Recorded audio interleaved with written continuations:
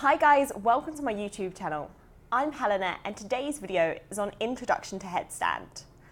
So perhaps today you're not going to get into the full headstand and that's completely fine. It took me a while. But we're going to learn the basics towards progressing towards headstand, and then eventually when you feel comfortable you will be able to come into the full pose. So we're going to start off today on all fours, taking the hands underneath the shoulders and the knees underneath the hips. And we're going to focus first on building our base for headstand. So one by one, we're going to take the elbows towards the ground and taking the hands around opposite elbows. When we feel comfortable here, we're going to take the hands out in front of us, clasping the fingers into one another. And this is going to act as the base for the headstand. But one of the fundamental mistakes which I want you to know, which people make with headstand, is instead of placing the crown of the head onto the ground, they instead place their forehead onto the ground and place the back of the head into the hands. No, no, no.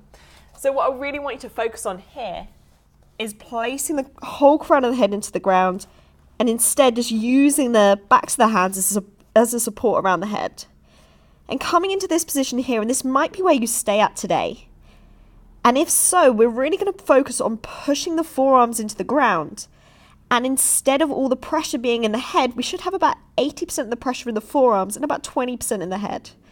I once got told that you should imagine a piece of paper is able to go under your head as you're there. I'm still not at that stage yet.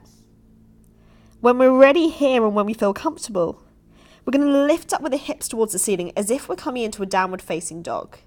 And this might be the second stage which you stay at today.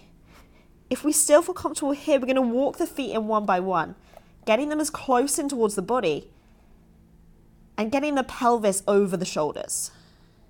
The second fundamental mistake which is made is that people try and come into headstand without the pelvis being over the shoulders.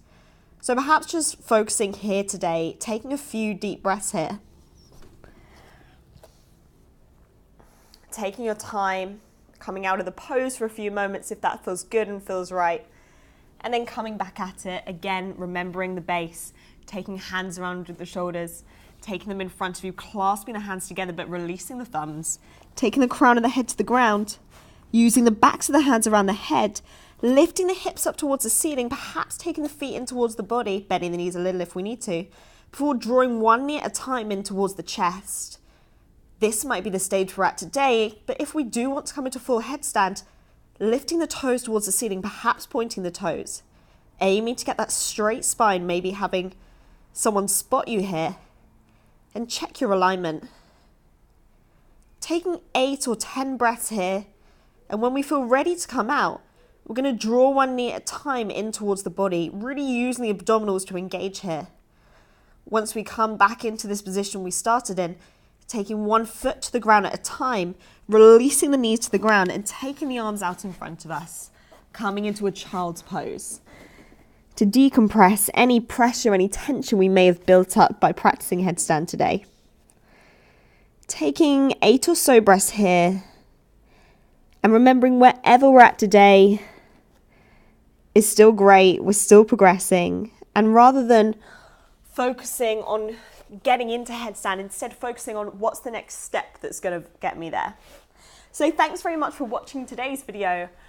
Please do leave your comments below and I would love to hear your thoughts and how you're progressing. If you like the video, please subscribe and thanks very much for watching. Bye bye.